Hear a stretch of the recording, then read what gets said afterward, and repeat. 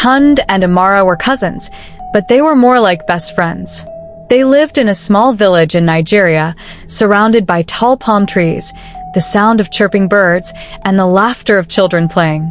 Tund, an 8-year-old boy, was full of energy, always coming up with wild ideas. Amara, just a year younger, was quieter but no less adventurous. Together, they were inseparable. Their families lived next door to each other, and every day after school, they would meet under the big mango tree in the compound. It was their secret spot, where they shared stories, played games, and made up exciting adventures. The mango tree was old and sturdy, its thick branches spreading wide to create a natural canopy. Under its shade, the cousins felt safe from the scorching sun and the worries of the world. Tund loved telling stories. He would often make up tales about brave warriors, clever tricksters, and magical animals. Amara, on the other hand, was the artist. She would draw pictures in the dirt with a stick, bringing Tund's stories to life. Together, they created a world of their own, full of imagination and wonder. One sunny afternoon, after finishing their homework, Tund and Amara ran to their mango tree. Tund had an idea for a new game. "Let's play explorers today," he said, his eyes lighting up with excitement. Amara clapped her hands in agreement. They decided to explore the jungle behind their houses, which was really just a small patch of bushy land. The jungle was alive with the sounds of nature. Birds chirped, crickets sang, and the leaves rustled in the wind. Tund and Amara pretended to be brave adventurers, searching for hidden treasures. They found colorful stones, interesting leaves, and even a tiny frog, which they named Prince Jumper. Every discovery felt like a great achievement, and they couldn't stop laughing and cheering each other on. As the sun began to set, the cousins returned to the mango tree to admire their treasures. Amara held up a shiny, smooth stone she had found. "This will be my lucky charm," she declared. Tund grinned and showed her a feather he had picked up. "And this will be my explorer's badge." They made a pact to keep their treasures safe and always remember their adventures. Their bond was unbreakable, strengthened by the many memories they created together. From sneaking mangoes from the tree to racing each other around the compound, Tund and Amara were a perfect team. Their laughter echoed through the village, bringing smiles to everyone who heard them. But as close as they were, Tund and Amara were still children, full of curiosity and a desire to understand the world around them. They often watched their parents, trying to mimic their actions and understand their conversations. Sometimes, they would eavesdrop on adult discussions, giggling at words they didn't understand. One day, while playing near the kitchen, they overheard Amara's mother talking to Tund's mother. The women were discussing a family friend who had just gotten married. "Marriage is a beautiful thing," Amara's mother said. "It's all about love and trust." The word love caught Tund's attention. He had heard it before in movies and stories, but didn't fully understand what it meant. "Amara, what do you think love is?" he asked later that day.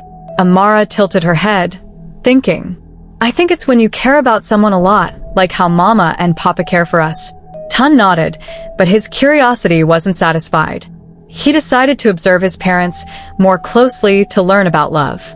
Over the next few days, he noticed how his father always helped his mother with chores and how they often sat together in the evenings, talking and laughing. Amara made similar observations about her own parents. They began to talk about what they saw, trying to piece together the puzzle of love and relationships. One afternoon, while sitting under the mango tree, Tund had an idea. "Let's play a new game," he said. "Let's pretend to be like Mama and Papa." Amara hesitated. "How do we do that?" "We can act like we're adults," Tund explained. "We'll talk like them and do what they do." Amara wasn't sure, but she trusted Tund. They started their game, mimicking their parents' actions and conversations. They pretended to cook, clean, and even sit and talk about serious matters. At first, it was all innocent fun, and they laughed at how grown-up they sounded. But as the days went by, their game began to change. Tund and Amara started imitating more specific behaviors they had seen. One evening, they saw Tund's parents holding hands and talking in hushed voices. It seemed so special and mysterious that Tun decided to add it to their game. "Let's hold hands like Mama and Papa," he suggested. Amara agreed, and they sat under the mango tree, holding hands and pretending to have a grown-up conversation. It felt strange, but also exciting, as if they were discovering a new part of their world.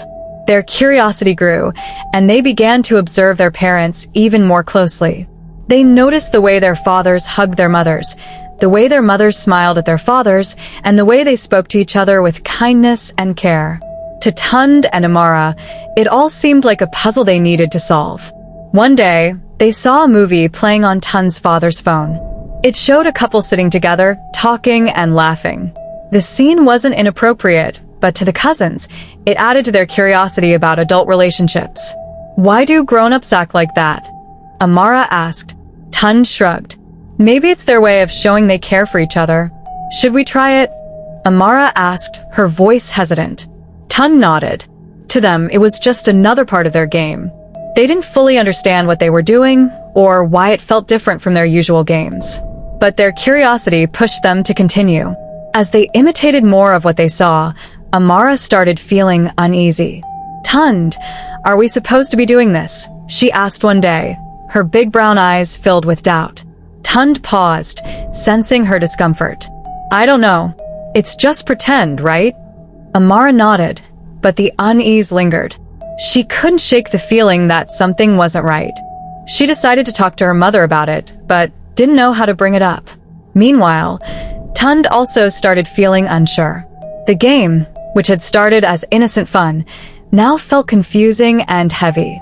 Their laughter under the mango tree grew less frequent, replaced by silence and stolen glances. Both children knew they had crossed a line, but they didn't understand what it meant or how to fix it. They promised each other never to speak of their game again, but the weight of their secret hung between them, threatening to change their bond forever. The days following their pact to stay silent were filled with tension. Tund and Amara no longer played as freely as they used to. The mango tree, once a place of laughter and imagination, now felt heavy with unspoken words. They avoided each other's eyes and spent more time with their other friends in the village. One afternoon, Tund sat alone under the mango tree, kicking at the dirt. His mind was a swirl of confusion and guilt. He missed the carefree bond he shared with Amara, but didn't know how to fix it. Amara, meanwhile, stayed indoors, helping her mother with chores. Her usually cheerful face was clouded with worry. Amara's mother noticed the change in her daughter's behavior. "Amara, are you feeling okay?" she asked gently as they peeled cassava together. Amara nodded quickly. "I'm fine, Mama," she said, forcing a smile. But her mother wasn't convinced. She decided to keep an eye on her daughter, hoping to understand what was troubling her.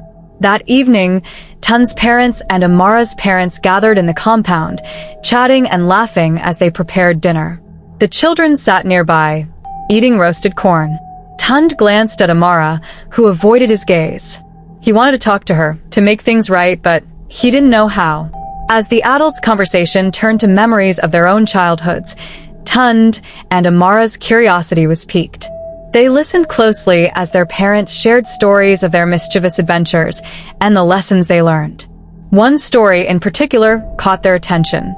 "When I was a boy, I once got into big trouble because of my curiosity," Tund's father said with a chuckle.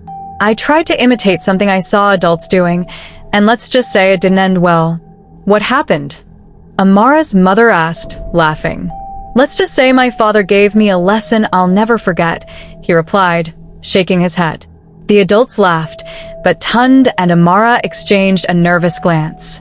The story hit too close to home. Later that night, as Tund lay in bed, he thought about his father's words.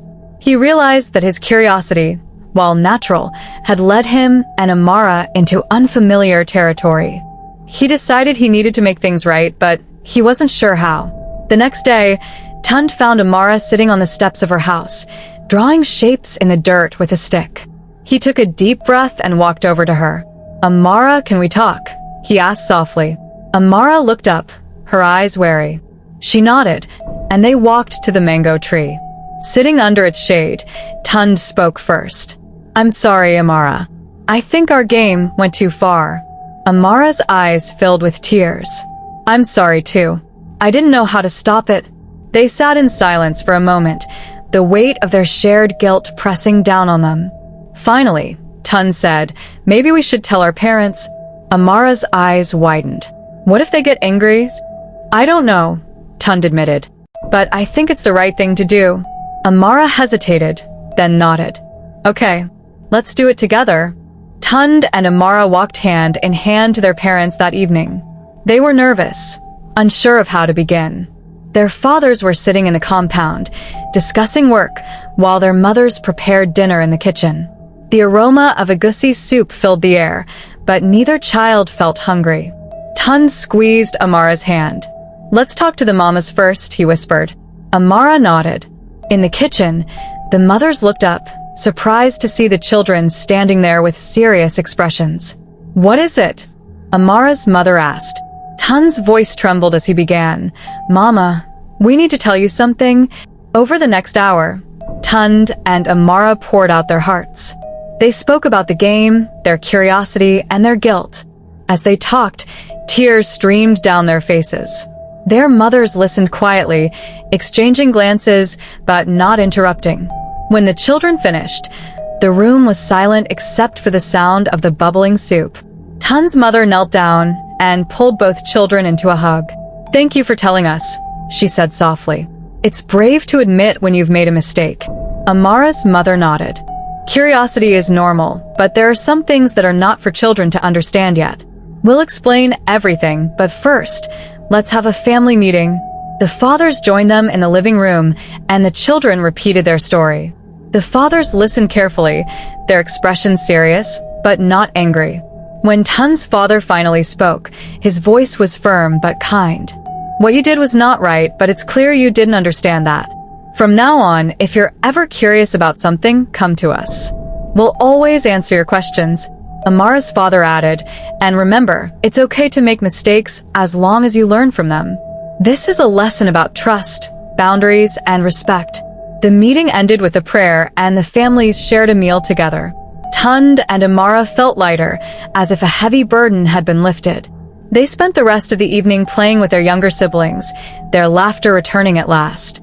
Over the next few weeks, the parents took the opportunity to teach their children more about relationships, respect, and the importance of communication. Tund and Amara's bond grew even stronger, but this time, it was built on a foundation of understanding and trust.